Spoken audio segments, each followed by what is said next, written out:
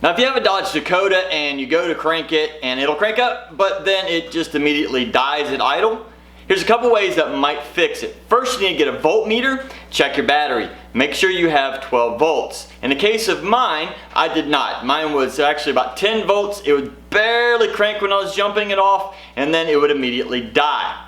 Another option you need to check is sometimes the computer, if it's not exactly calibrated right, you can disconnect the battery and then give it a few seconds, 30 seconds to a minute. That way it should have enough to drain any that might be residual power in the system.